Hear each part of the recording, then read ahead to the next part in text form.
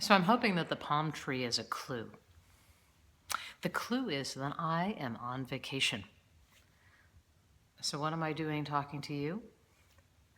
I'm not entirely on vacation. I'm getting a little R&R in Naples, Florida, courtesy of my dear friend Joe and his wife Philippa. And so today I offer you a video blog. The title, The Problem with Special Events. So first you're thinking to yourself, why is there a problem with special events? They're great. You bring a whole bunch of people together, right? You get them to hear the message of the organization. They meet other people who are connected to the organization. They meet board members. Win-win. Flip side, costs money, right? 30, 40 cents on every dollar. Easy. Time? Oh, what a time bandit. Ask any staff member. And by the way, boards get very, very engaged in special events. And they become this like big special event committee all unto itself, kind of forgetting that it has other work to do. This is the problem. So the big problem for me is that I believe that special event fundraising actually lets fundraisers off the hook. Let me explain. I'm going to use the Girl Scouts as an example. Every spring, they knock on your door. You run to the door. In fact, every time the doorbell rings in the spring, you run to the door because it just might be them. It might be the Girl Scouts with your Thin Mints, your Samoas, your Tagalongs. Before you know it, you've spent $100 on cookies that you clearly do not need. But you're so excited. And then if I asked you what the Girl Scouts do with that $100, what are you going to tell me? You'll say something about girls and empowerment, and there'll be something about campfires. There'll be, I don't know, badges maybe. Lots of them. Girl Scout, big organization. Meanwhile, the whole time you're thinking, should I freeze the Thin Mints or should I leave them on the counter? Oh, I like them both ways, right? This is what I mean. The Girl Scouts have kind of ruined fundraising for the rest of us, and I mean that quite facetiously. The Girl Scouts do an amazing, amazing job. But I'm trying to make a point about transactions versus relationships, right? I spend a lot of time working with organizations trying to make them more effective so that they can reach their mission and move obstacles out of the way. One of the big obstacles is that the revenue portfolio is not diverse enough. They're overly reliant on special events, sometimes to the tune of like 80 or 90%.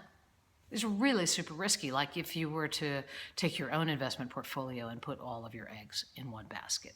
So I think special events are like Thin Mints, and I want to prove my point to you that selling tickets is different from asking someone to inviting someone to the opportunity to participate in a real and lasting way with your organization. That's my point. So in order to make my point, what I'm going to do is I'm going to do two mock asks. I'm going to make them of Mr. Palmtree, my friend Joe, and his wife.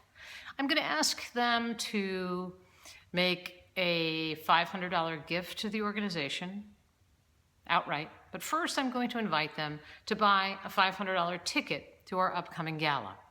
I'm going to use as an example the Ronald McDonald House of Essex County. I don't actually think there is one in Essex County. Forgive me if there is, but it's an organization I have a family commitment to, so that seems good.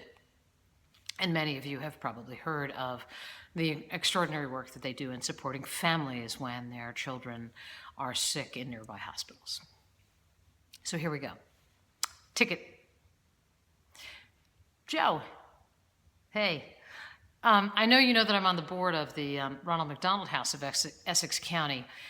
It's an organization that's had a lot of personal significance to me and my family. And we have a gala coming up in the spring. Tickets are $500, and I wanted to know if you'd like to join me. I have a table.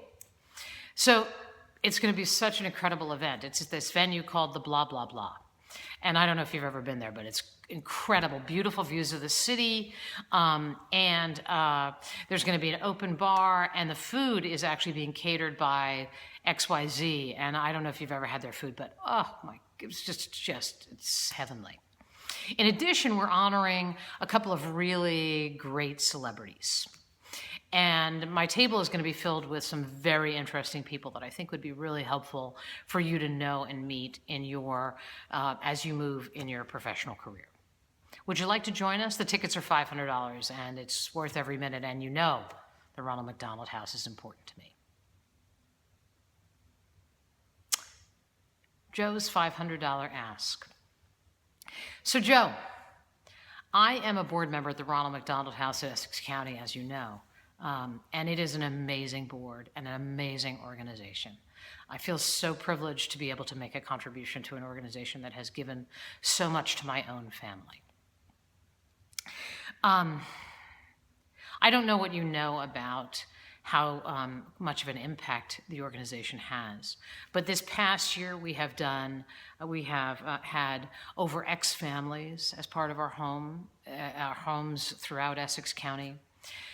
We have impacted the lives of X number of families. We have engaged over X thousand volunteers who come, cook, hang out, play with kids. It's a remarkable community of people, and I feel remarkably privileged to be a part of that community. We don't get a ton of money from McDonald's. We get much less than you think, and rely very heavily on private funding and on generous individuals like you.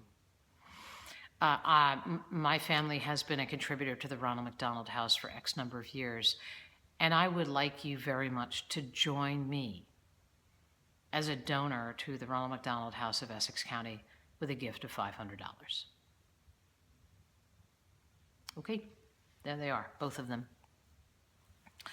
One of them is going to cost, if he buys the ticket, $500, it's going to cost the organization at least 30 cents on every dollar. On the other hand, maybe I bought him a cup of coffee. Maybe he even paid. One of those gifts will stick and one of them will not. If Joe is not available next year, he won't go to that gala. Right? If he gives the gift of $500, what happens?